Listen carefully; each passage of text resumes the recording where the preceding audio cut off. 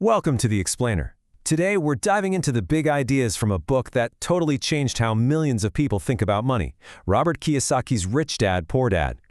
So what's the deal? Well, Kiyosaki argues it has almost nothing to do with how much you earn or, where you went to school. Nope. It all comes down to a fundamental difference in your financial mindset, and he teaches this through the story of his two very different dads. All right, so here's how we're going to break this down. First, we'll get into the whole story of the two dads. Then we'll unpack their totally different mindsets. After that, we'll get to the one secret rule of wealth, see how it actually plays out in the real world, and wrap it up with the key lessons you can start using like today. Okay, so this whole philosophy, it's really built on the author Robert Kiyosaki's own life experience. See, he was mentored by two very, very different father figures. So you've got his poor dad on one side, that was his actual biological father, a super smart, highly educated guy with a PhD, worked as a teacher, but you know what? He struggled with money his entire life. And then on the other side, you have his rich dad. This was his best friend's father, an entrepreneur who actually dropped out of school after the 8th grade, but went on to become a millionaire. Big difference, right?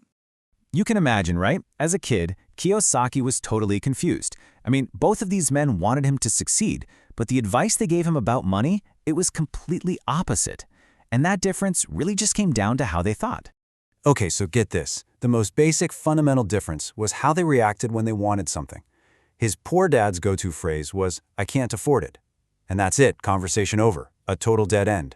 But his rich dad, he would ask, "How can I afford it?" See the difference? That question forces your brain to start looking for solutions and possibilities. And their whole approach to risk was also just night and day. His poor dad's philosophy was basically play it safe, avoid financial risk at all costs. But his rich dad taught him something else entirely. He said you don't avoid risk, you learn how to manage it. And this quote right here, it just perfectly sums up the difference in how they saw the world. His poor dad told him to become a really valuable employee. His rich dad told him to become an owner.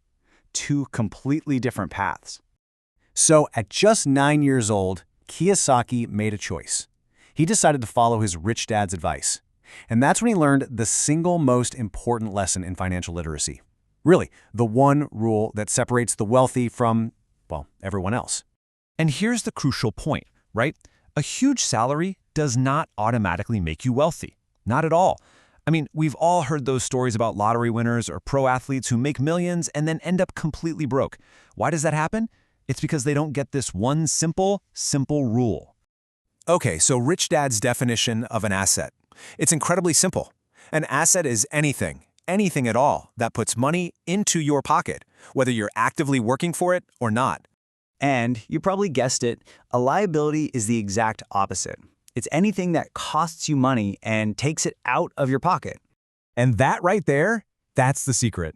The rich focus their lives on buying income-producing assets. But the poor and middle class, they tend to spend their money on liabilities, things they think are assets, like a fancy car or even a big house with a huge mortgage that just drain their finances month after month. So, you might be wondering, how does this actually play out in the real world? Well, it becomes super clear when you just follow the money. Let's look at the cash flow patterns for these different groups. For someone who's really struggling financially, the pattern is honestly pretty brutal. The income comes in from their job, and boom, it immediately goes right back out to cover all the essential expenses. Think rent, taxes, food. And that asset column, it stays completely empty. Now, the middle class pattern looks a little different on the surface, but the end result is kind of the same. The income from their salary comes in, sure, but where does it go? It goes straight to paying for liabilities. The mortgage, the car loan, the credit card debt. This is what Kiyosaki famously calls the rat race. You're just working harder and harder to pay off the debts you've already piled up. But now, check out the pattern of the rich. It's a whole different ballgame. They use their income to buy assets first.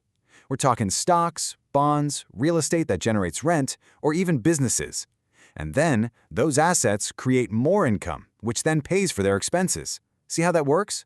Their money is actually working for them, creating this awesome, self-sustaining cycle of growing wealth.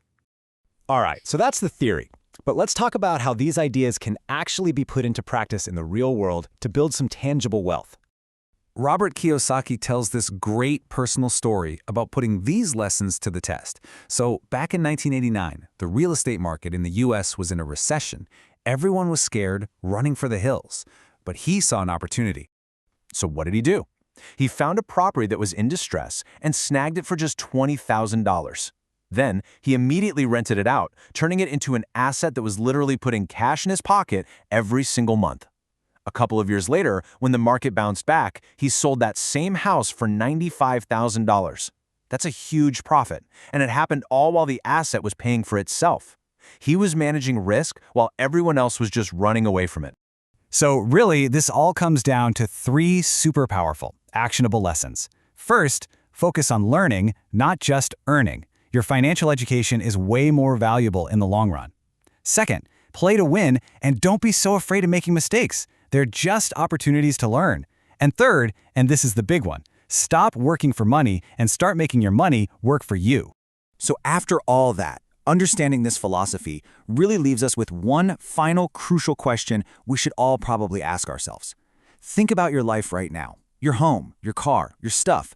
What are you treating as an asset that's actually your biggest liability? The answer to that question, well, it just might change your entire financial future.